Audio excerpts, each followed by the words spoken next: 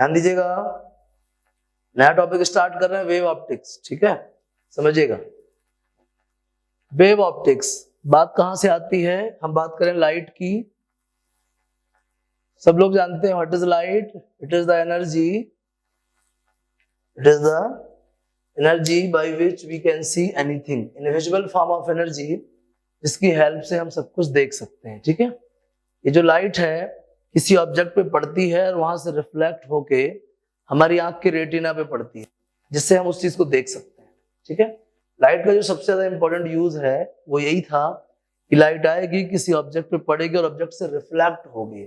मतलब यहाँ पे पहले से ही आपको लाइट का एक नेचर इंट्रोड्यूस हो गया, वो क्या? रिफ्लेक्शन। लाइट आएगी, किसी ऑब्जेक्ट पे पड़ेगी और वहां से रिफ्लेक्ट होगी, कहाँ आएगी?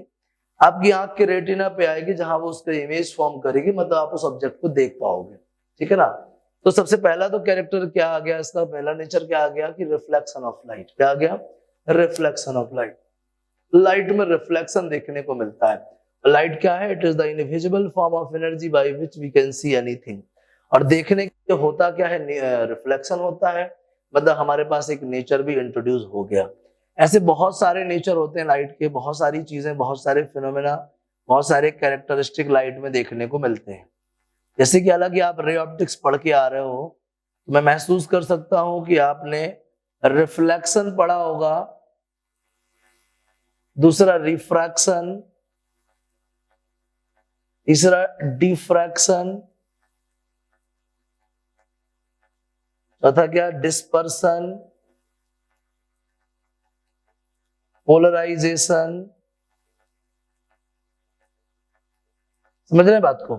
रिफ्लेक्शन भी पढ़ेंगे, रिफ्रैक्शन भी पढ़ेंगे, डिफ्रैक्शन भी पढ़ेंगे, डिस्पर्सन भी पढ़ेंगे, पोलराइजेशन भी पढ़ेंगे। ये सब क्या है? लाइट के कैरेक्टर है। क्या है ये? लाइट की नेचर, लाइट का कैरेक्टरिस्टिक है। आप लाइट में किसी भी नेचर में लाइट हो, किसी भी नेचर में लाइट हो, आपको रिफ्लेक्शन भी पढ़ने को मिलेगा, रिफ्रैक्शन भी, डिफ्रैक्शन भी, डिस्पर्सन भी, पोलराइजेशन।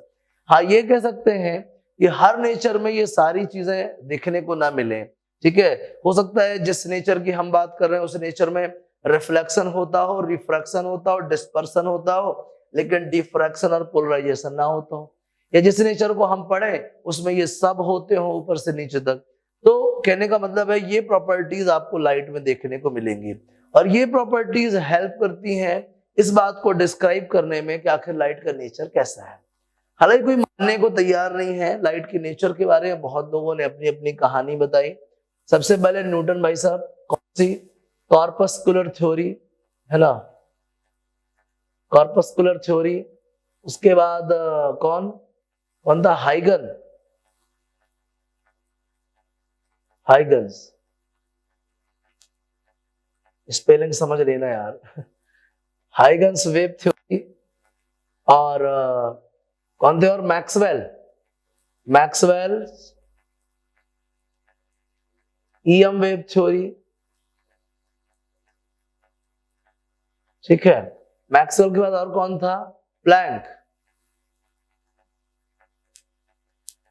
प्लैंक स्पेलिंग सही है, प्लैंक क्वांटम थ्योरी, ठीक है, प्लैंक क्वांटम थ्योरी। एक और कौन था? कॉर्पस्कुलर थ्योरी, हाइगन प्रिंसिपल, मैक्सवेल, प्लैंक। और वो ड्यूअल नेचर वाला कौन था? डी ब्रॉगली, डी ब्रॉगली, समझिएगा। तो लाइट के नेचर के बारे में बहुत लोगों ने डिस्कस किया। न्यूटन ने कहा कॉर्पस्कुलर थ्योरी मतलब कॉर्पस्कल के फॉर्म में होता है, मतलब पार्टिकल्स के फॉर्म में होता है, एटम्स होते हैं बहुत सारे। लाइट है मतलब ना एटम्स होते हैं बहुत सारे, कॉर्पस्कुल होते हैं मतलब पार्टिकल्स होते हैं, और नहीं पार्टिकल्स के फॉर्म में लाइट जो है ट्रैवल करती है। हाइगन ने कहा नहीं, वो वेव के फॉर्म में ट्रैवल करती है, और जिस तरीके से वेव प्रोपेगेट होती है उसी तरीके से लाइट प्रोपेगेट होती है, और वो जो रेज है वो वेव्स के या वेव फ्रंट्स के परपेंडिकुलर मूव करते हैं वेव की स्पीड से, है ना। तो वेव फ्रंट का नाम ले दिया। तो हाइगन की कहानी अपनी वेव थ्योरी। हाइगन ने कहा कि नहीं, लाइट जो है वेव नेचर की ही होती है। मैक्सवेल ने तो कहा कि हाँ, लाइट तो इलेक्ट्रोमैग्नेटिक वेव ही है। लाइट क्या है? इलेक्ट्रोमैग्नेटिक वेव ही है, मतलब इन्होंने भी वेव नेचर का सपोर्ट किया। प्लैंक की क्वांटम थ्योरी, उन्होंने कह दिया कि light is the packet of क्या? एनर्जी। लाइट क्या है? एनर्जी पैकेट्स, बंडल, मतलब फोटोन्स के फॉर्म में ट्रेवल होती है। किसके फॉर्म में ट्रेवल होती है? फोटोन्स के फॉर्म में। फोटोन क्या है? Packet of energy. और आखिरी में डी ब्रॉगली ने कहा यार तुम लड़ो ना चारों लोग, लाइट डुअल नेचर की होती है। लाइट में वेव नेचर भी देखने को मिलता है और लाइट में पार्टिकल नेचर भी देखने को मिलता है। तो डी ब्रॉगली को हम ज्यादा समझदार मानेंगे, है ना। इन्होंने एक मीडिएटर का काम किया, इन लोग का विवाद सुलझा दिया। तो डी ब्रॉगली ने डुअल नेचर ऑफ लाइट के बारे में डिस्कस किया। तो इस तरीके से इन सारे लोगों ने मिलके और क्या बताया कि लाइट का नेचर आखिर होता कैसा है, और फाइनली ये एक्सेप्ट किया गया कि लाइट डुअल नेचर की होती है, वेव नेचर भी होता है और पार्टिकल नेचर भी होता है। और चूंकि देख भी रहे हैं हम, रिफ्लेक्शन हमको दोनों नेचर में देखने को मिलता है, वेव नेचर में भी और पार्टिकल नेचर में भी। आगे अपन देखेंगे इस चीज को। रिफ्रैक्शन भी आपको दोनों केसेस में देखने को मिलता है, वेव में भी और क्या, पार्टिकल में। हाँ, डिफ्रैक्शन मेनली वेव नेचर में देखने को मिलता है, डिस्पर्सन दोनों नेचर में देखने को मिलता है, पोलराइजेशन वेव नेचर में देखने को मिलता है, क्योंकि वेव ही सिमेट्री को फोकस करता है, रे में काय की सिमेट्री, ठीक है ना। तो समझिएगा इन नेचर की बेसिस, इन प्रॉपर्टीज के बेसिस पे भी कह सकते हैं कि लाइट का नेचर इस टाइप का है। फाइनली ये डिस्क्राइब हो चुका है कि लाइट जो है डुअल नेचर की होती है, उसमें वेव नेचर भी देखने को मिलता है और पार्टिकल नेचर भी। इसीलिए हम एक ही सिलेबस में रे ऑप्टिक्स अलग और वेव ऑप्टिक्स अलग पढ़ रहे हैं, मतलब पार्टिकल नेचर वाली लाइट अलग और वेव नेचर वाली लाइट अलग अलग पढ़ रहे हैं, क्योंकि दोनों नेचर पॉसिबल हैं। दोनों नेचर से इतनी सारी ये प्रॉपर्टीज क्या होती हैं? डिस्क्राइब होती हैं। आया समझ में?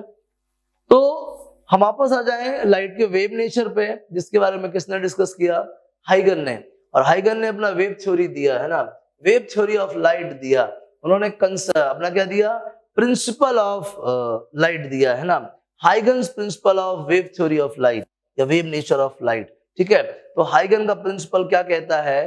हाइगन वेव को या लाइट को किस फॉर्म में प्रोपेगेट करा रहे हैं और किस तरीके से करा रहे हैं, वो अपन पढ़ते हैं हाइगन्स थ्योरी में। नोट कर लीजिए, करना हो तो। मुझे लगता है इन सारे टर्म्स का मीनिंग आपको पता है। Reflection, sending back into the same medium, refraction, bending through the क्या original path, diffraction, turning from the sharp edges, जानते हो ना, turning from the sharp edges, dispersion, splitting, polarisation, है ना। क्या करता है पोलराइजेशन? कि वो सिमेट्रिक बनाता है उसके पाथ के चारों तरफ, है ना, around the path, around the propagation. बता दें इसको, क्यों मालूम है आपको इस सब के बारे में? चलिए देखेगा आगे हाइगन की वेव थ्योरी के बारे में। नहीं, अब तो अलग ही कहानी हो गई ना।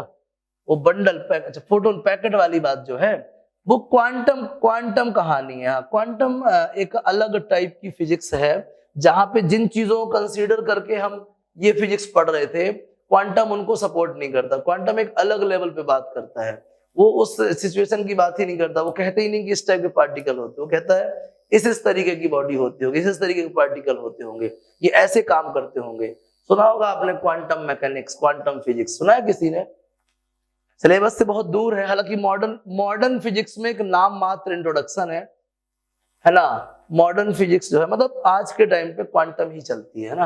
मॉडर्न फिजिक्स में नाम मात्र इंट्रोडक्शन है, लेकिन आगे जाके आप भविष्य में अगर अपन फिजिक्स से कुछ भी कंटिन्यू करेंगे तो सामना हो ही जाएगा। ग्रेजुएशन तक में भली भांति हो जाएगा, आईआईटी वगैरह करेंगे फिजिक्स से तो और अच्छा हो जाएगा, है ना। चलिए ठीक है, समझिएगा। तो वेव नेचर की बात कर रहे हैं, हाइगन्स वेव थ्योरी, है ना। हाइगन्स वेव थ्योरी कहते क्या है? हाइगन कहते हैं अगर आपके पास एक लाइट सोर्स है, मान लिया इस लाइट सोर्स से रेज निकलती होंगी, मान लिया, ठीक है। इन रेज पे बहुत सारे पार्टिकल्स होंगे, ठीक है ना, बहुत सारे पार्टिकल्स होंगे। इस तरीके से लाइट ट्रेवल कर रही थी, ठीक है। और जितने वो पार्टिकल्स इस सोर्स से, उन सारे पार्टिकल्स का लोकस जिनका फेज एंगल इक्वल है, सेम फेज के या कांस्टेंट फेज के सारे पार्टिकल्स का जो लोकस है उसको हम बोलते हैं वेव फ्रंट। क्या बोलते हैं? Wave front. तो लाइट जो है ना किस फॉर्म में ट्रेवल करती है? वेव फ्रंट के फॉर्म में ट्रेवल करती है। किस फॉर्म में ट्रेवल करती है? वेव फ्रंट के फॉर्म में। What is the definition of wave front? Wave front is the locus और plane. Wave front is the locus और plane drawn on the particles of same phase, drawn on the particles of क्या, same phase. हमारे पास एक source of light है और उस light source से वेव्स निकल रही हैं, उनका ऐसा मानना है। वो जो वेव्स निकल रही हैं उन्हें बहुत सारे पॉइंट्स ऐसे होंगे जहां पे फेज एंगल सेम होगा।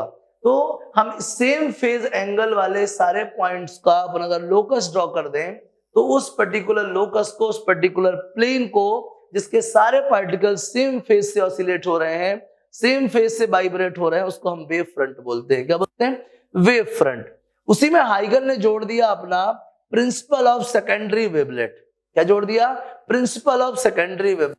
आपको याद हो, अगर आप पानी में, नदी के पानी में एक पत्थर छोड़ते हो तो ऐसी वेव बनती है, फिर ऐसी वेव बनती है, फिर ऐसी वेव बनती है, फिर ऐसी वेव बनती है, फिर ऐसी वेव बनती है और फाइनल में आखिरी में बहुत ही कम इंटेंसिटी की वेव बनती है।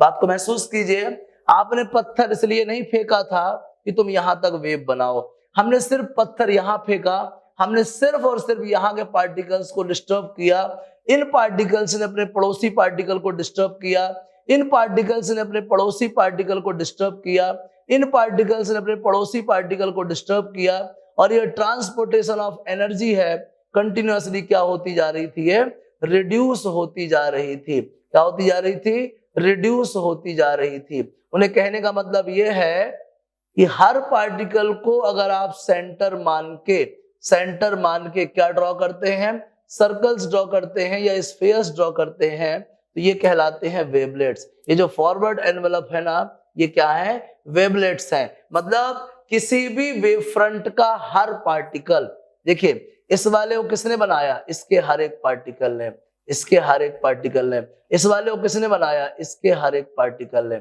इसके हर एक पार्टिकल ने। तो क्या कहने का मतलब था हाइगन का? हाइगन कहते थे the particle of every wave, या the every particle of a wave front, the every particle of the wave front is the source of secondary wavelet.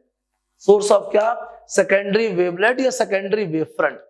ये जो वेव फ्रंट है, इसमें हर पार्टिकल अगले पार्टिकल को वाइब्रेट कराता है, डिस्टर्ब करता है, एनर्जी ट्रांसपोर्ट करता है, जिससे वो पार्टिकल भी वाइब्रेशन करने लगता है।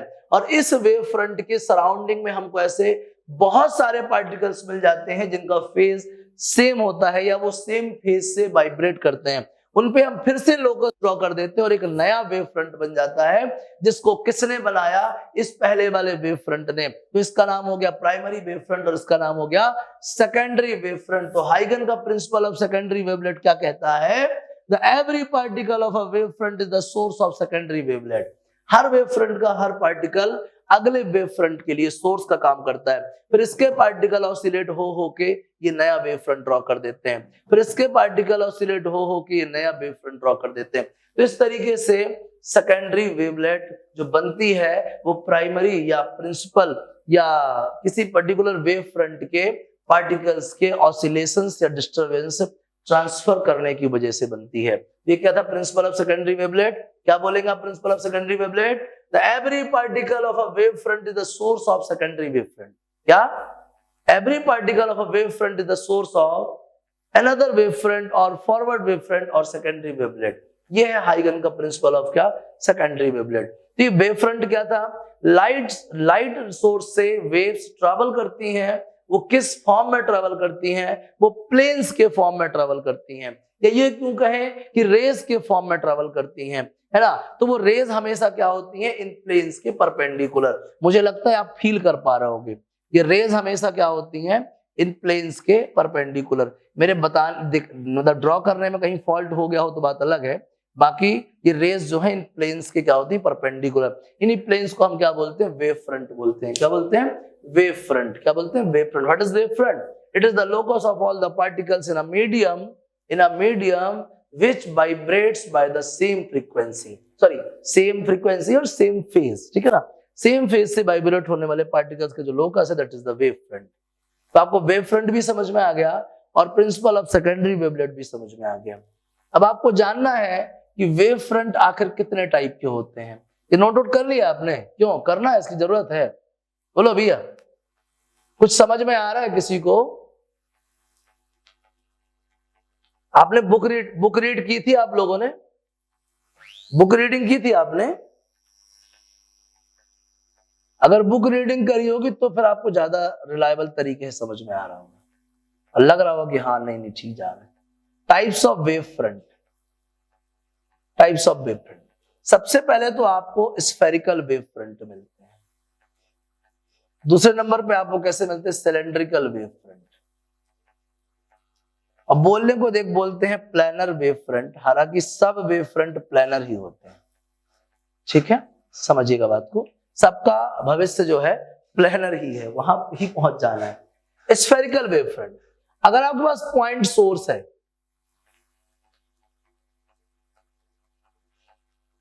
ये एक वेव फ्रंट, दूसरा वेव फ्रंट, तीसरा वेव फ्रंट, कैसा वेव फ्रंट है ये, स्फेरिकल। कैसे है, स्फेरिकल। अगर आपका पॉइंट सोर्स कैसा है, अगर आपका लाइट सोर्स कैसा है, पॉइंट साइज कैसा है, पॉइंट साइज, अगर लाइट सोर्स कैसा है, पॉइंट साइज है, तो कैसा वेव फ्रंट बनेगा, स्फेरिकल वेव फ्रंट बनेगा। और ये क्या है, रेज है, क्या है ये, रेज। आया समझ में। जब आप तिगड्डे पे खड़े होते हो तो आपको स्पष्ट दिखाई देता है ये बस कटनी से आई, ये बस सतना से आई, ये बस छतरपुर से आई। लेकिन जब आप बहुत दूर, चौराहे से बहुत दूर खड़े होते हो, तिगड्डे से बहुत दूर खड़े होते हो, तो आप ये डिस्क्राइब नहीं कर पाते हो कि कौन सी बस कहां से आई है। तो फिर आप क्या मान लेते हो कि सारी की सारी बस इस तरफ से आई हैं, मतलब सारी की सारी बस कैसी आई है, पैरेलल आई है। कैसी आई है, पैरेलल। ठीक है, इस बात को दिमाग में बैठा के रखना। सिलेंड्रिकल की क्या कहानी है, मान लीजिए आपका सोर्स कैसा है, एक स्लिट टाइप का है। कैसा है, स्लिट, या मैं इसको बोल दूं thin linear, thin linear slit type का।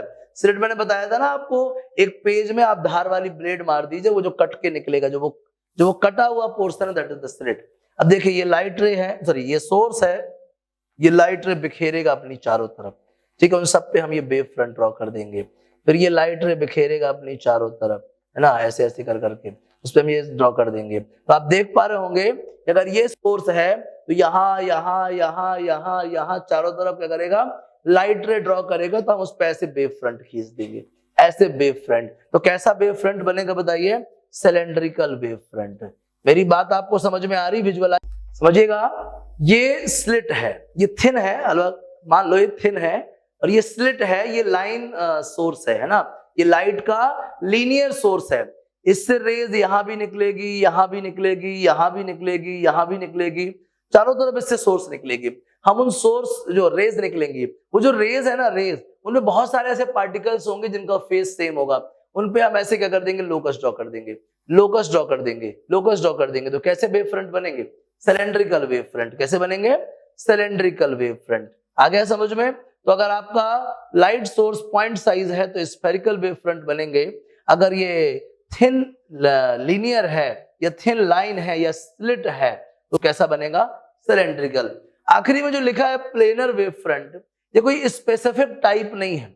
जब भी हम सोर्स को बहुत दूर रख दें, बहुत दूर, जहां पे जाके हम ये डिस्टिंग्विश ना कर पाए कि कौन किस डायरेक्शन से आया है, अगर हम बहुत दूर रख देते हैं, बहुत दूर रख देते हैं, बहुत इन्फिनिटी पे समझ लो सोर्स रखा हुआ है, तो उधर से आने वाली जो रेज है ना, वो हमको पैरेलल एक्सपीरियंस होती हैं, और जो वहां से आने वाले वेव फ्रंट्स है ना, वो प्लैनर एक्सपीरियंस होते हैं। समझ लो कुछ इस टाइप से आने वाले वेव फ्रंट, कुछ इस टाइप से एक्सपीरियंस होते हैं आने वाले वेव फ्रंट, इस टाइप से, ठीक है। और वो जो रेज है वो कैसी एक्सपीरियंस होती हैं, पैरेलल, ठीक है ना। तो रेज जो इनके परपेंडिकुलर होती हैं वो पैरेलल एक्सपीरियंस होती हैं, और ये जो प्लेन्स हैं, ये जो वेव फ्रंट्स हैं, ये वेव फ्रंट्स हमको पैरेलल प्लेन के फॉर्म में एक्सपीरियंस होते हैं। तो क्या समझा आपने, अगर हम दोनों सोर्स को, कोई भी, चाहे ये वाला हो चाहे ये वाला, कोई भी दोनों अगर सोर्स को बहुत दूर, मतलब इन्फिनिटी पे रख दें, इन्फिनिटी पे रख दें, तो हर आने वाला वेव फ्रंट, हर आने वाली रेज हमको पैरेलल एक्सपीरियंस होगी। तो वो जो वेव फ्रंट है वो पैरेलल प्लेन जैसे एक्सपीरियंस होगा, तो उस टाइप के वेव फ्रंट्स को हम क्या बोलते हैं, प्लैनर वेव फ्रंट बोलते हैं। क्या बोलते हैं, प्लैनर वेव फ्रंट। तो आपको समझ में आ गया वेव फ्रंट क्या है। Wave front is the locus of all the particles of constant frequency, all the particles of constant phase, all the particles of क्या, constant phase, constant phase वाले particles के locus को, या किसी ऐसे plane को जिसमें present सारे particles का जो phase है वो same हो, इस टाइप के planes को हम wave front बोलते हैं। तो स्फेरिकल कब होगा? जब पॉइंट साइज का सोर्स होगा। सिलेंड्रिकल कब होगा? जब लाइन सोर्स होगा।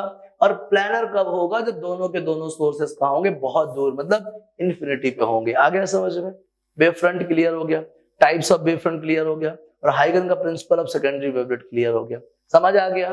छापो जल्दी इसको भी। अब आगे समझिएगा, कोहेरेंट सोर्सेस क्या होते हैं?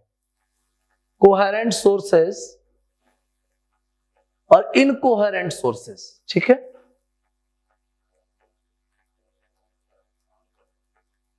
ध्यान दीजिएगा। इंटरफेरेंस क्या होता है और इंटरफेरेंस के लिए कंडीशंस क्या होनी चाहिए, समझिए। कोहेरेंट सोर्सेस वो सोर्सेस या वो लाइट सोर्सेस जिनसे निकलने वाली जो लाइट रेज है उनकी फ्रीक्वेंसी सेम हो और उनके बीच में कांस्टेंट फेज डिफरेंस हो। Those light sources having same frequency, those light sources having same frequency and constant phase difference, and क्या? Constant phase difference। वो लाइट सोर्सेस जो किस टाइप की लाइट रे एमिट करते हैं? वो इस टाइप की लाइट एमिट करें, लाइट वेव एमिट करें जिनका फ्रीक्वेंसी क्या हो? सेम हो, और साथ ही साथ क्या हो? उनके बीच में कांस्टेंट फेज डिफरेंस हो।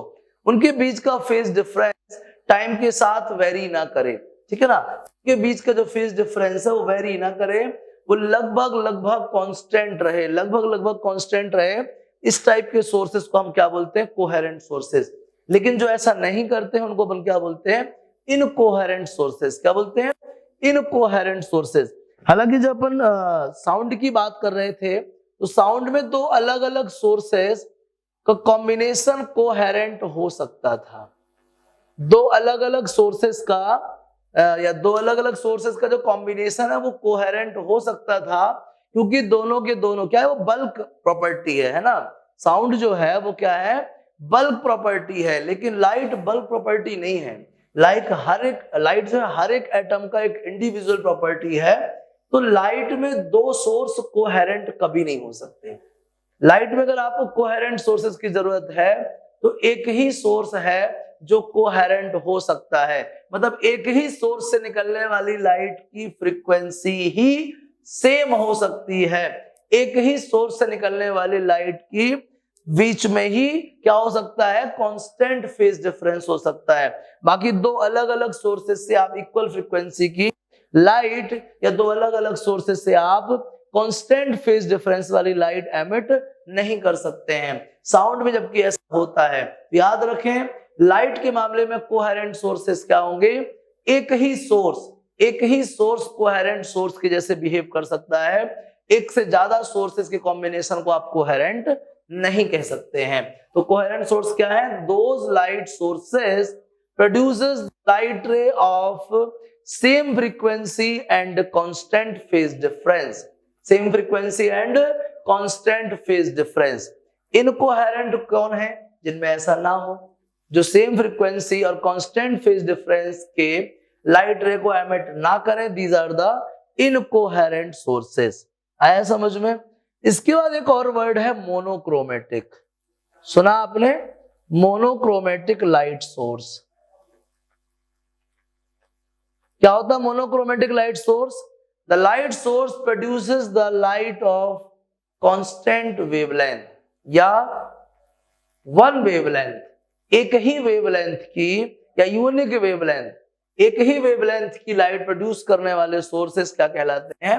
मोनोक्रोमेटिक सोर्सेस कहलाते हैं। कहलाते हैं मोनोक्रोमेटिक सोर्सेस। क्या कहलाते हैं monochromatic sources? The sources produces the light of unique wavelength, produces the light of unique wavelength. ठीक है ना? एक ही वेवलेंथ की लाइट प्रोड्यूस करने वाले सोर्सेस क्या कहलाते हैं? मोनोक्रोमेटिक लाइट सोर्सेस कहलाते हैं, और वो लाइट मोनोक्रोमेटिक लाइट कहलाती है। ठीक है, समझिएगा। नेक्स्ट टर्म है इंटरफेरेंस। क्या है? इंटरफेरेंस। क्या होता है इंटरफेरेंस? आपने सुना होगा superposition, principal of superposition of light. इसको मिटा दे इस डायग्राम को। Principal of superposition of light. आपने सब लोगों ने सुपरपोजिशन प्रिंसिपल 11वीं से अभी तक में पढ़ा है। कोई बता सकता है मुझे प्रिंसिपल ऑफ सुपरपोजिशन?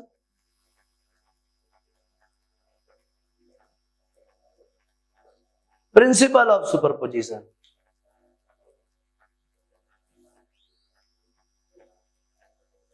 कह सकते हैं, और बोलिए, और कोई बता सकता है सुपरपोजिशन? तुमने केमिस्ट्री वाला सुपरपोजिशन बता दिया, बता सकता कोई सुपरपोजिशन?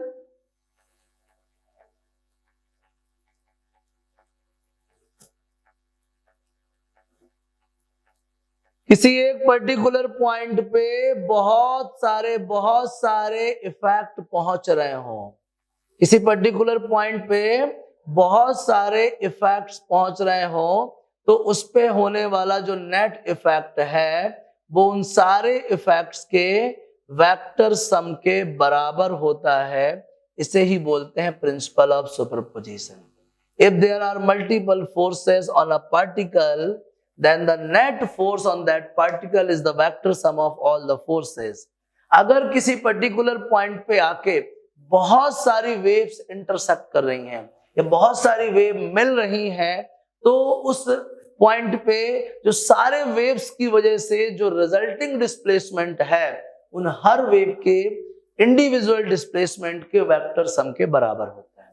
ठीक है, क्या प्रिंसिपल ऑफ सुपरपोजिशन? अगर किसी पर्टिकुलर पॉइंट पे बहुत सारे इफेक्ट्स एक्ट करते हैं या अप्लाई करते हैं, तो जो रिजल्टिंग इफेक्ट है उन सारे इफेक्ट्स के वेक्टर सम के बराबर होता है। इसे ही हम बोलते हैं प्रिंसिपल ऑफ सुपरपोजिशन। तो क्या समझा आपने? अगर बहुत सारी वेव्स अगर एक पर्टिकुलर पॉइंट पे क्या होती हैं, मिलती हैं आके, तो उन सारे वेव्स की वजह से जो रिजल्टिंग डिस्प्लेसमेंट है उस हर वेव के इंडिविजुअल डिस्प्लेसमेंट के वेक्टर सम के बराबर होता है।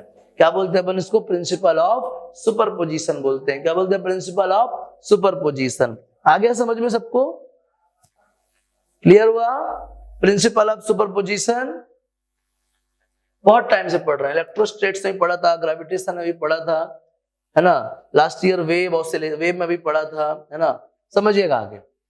प्रिंसिपल ऑफ सुपरपोजिशन जैसी ही कहानी होती है किसमें? इंटरफेरेंस में। किसमें? इंटरफेरेंस में। मान लीजिए बात कर रहा हूं मिनिमम वेव रेस की, मतलब दो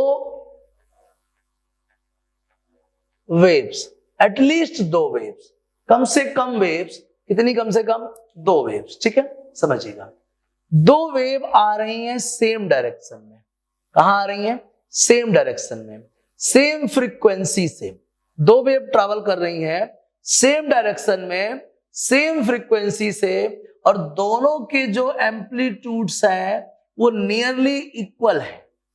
दोनों के जो एम्पलीट्यूड्स हैं वो नियरली इक्वल है। दोनों की जो वेव्स हैं वो सेम फ्रीक्वेंसी से सेम पाथ पे मूव कर रही हैं किसी कांस्टेंट फेज डिफरेंस के साथ। किसके साथ? कांस्टेंट फेज डिफरेंस के साथ मूव कर रही हैं। समझ रहे हैं बात को? कांस्टेंट फेज डिफरेंस के साथ मूव कर रही हैं, वो दोनों की दोनों एक पर्टिकुलर पॉइंट पे मिलती हैं। ऐसा कंसीडर करते हैं कि वो पूरे रास्ते के दौरान कई बार मिलती हैं। कई बार मिलती हैं, समझिएगा बात को, कई बार मिलती हैं, और कई बार मिलने की वजह से उनका जो रिजल्ट है कुछ इस टाइप से भी देखने को मिलता है। समझिएगा बात को, वो वेव्स मिलती हैं और उस मिलने की वजह से हमको तरह तरह रिजल्ट देखने को मिलते हैं। ठीक है ना, समझिएगा बात को। हमको उनकी वजह से बहुत सारे इफेक्ट्स देखने को मिलते हैं। कई बार हम देखते हैं बहुत सारे ऐसे पॉइंट्स होते हैं जहां पे इंटेंसिटी इंडिविजुअल सोर्सेस की इंटेंसिटी से ज्यादा एक्सपीरियंस होती है, जहां पे इंटेंसिटी इंडिविजुअल सोर्सेस की इंटेंसिटी से भी कम दिखती है ना। तो हम समझते हैं कि कुछ ना कुछ हो ना हो इन लोकेशंस पे जो वेव्स हैं उनका दोनों का कुछ ना कुछ कंट्रीब्यूशन है। क्योंकि देखिए अगर दोनों मिल नहीं रही हैं, है ना, दोनों का कोई स्पेशल कंट्रीब्यूशन नहीं है, तो इनिशियल लेवल पे जिस इंटेंसिटी पे लाइट रे हमने भेजी थी उस इंटेंसिटी पे हर जगह दिखनी चाहिए। लेकिन जब दो दो भेजते हैं तो किसी किसी लोकेशन पे ऐसी इंटेंसिटी दिखती है जो उनकी इंडिविजुअल इंटेंसिटी से बहुत ज्यादा रहती है, इंडिविजुअल इंटेंसिटी से बहुत ज्यादा रहती है। और कई कई जगह पे देखते हैं कि उनकी इंडिविजुअल इंटेंसिटी से भी क्या रहती है? कम रहती है। इससे हमको समझ में आया ये डिपेंड करता है कि दोनों वेव मिलती कैसे हैं, दोनों वेव की मीटिंग कैसे होती है, दोनों वेव किस फेज से मिलती हैं, सेम फेज से मिलती हैं या अपोजिट फेज से मिलती हैं। एक्सपीरियंस करा गया जब वो सेम फेज से मिलती हैं तो इंटेंसिटी राइज हो जाती है, इंटेंसिटी इंक्रीज हो जाती है, लेकिन जब वो अपोजिट फेज से मिलती है तो इंटेंसिटी रिड्यूस हो जाती है, इंटेंसिटी डिक्रीज हो जाती है। और इस तरीके से हमको यहाँ कम इंटेंसिटी और ज्यादा इंटेंसिटी वाले बहुत सारे पॉइंट्स मिलते हैं। इनिशियल लेवल पे हमारे पास लाइट थी, उसकी कोई पर्टिकुलर इंटेंसिटी थी, लेकिन जब दोनों लाइट रेज को, दोनों लाइट वेव्स को किसी पर्टिकुलर डायरेक्शन में भेजा तो क्या हुआ, हमको ऐसे दो हालात देखने को मिले। मतलब हमको भेजी गई लाइट से ज्यादा और भेजी गई लाइट से कम इंटेंसिटी के पॉइंट्स मिले। इसी फॉर्मेशन को हम क्या बोलते हैं, इंटरफेरेंस बोलते हैं। What is the interference of light? It is the formation of brighter and darker fringes. It is the formation of the points of higher intensity and points of lower intensity या smaller intensity due to the propagation of two waves called interference of light.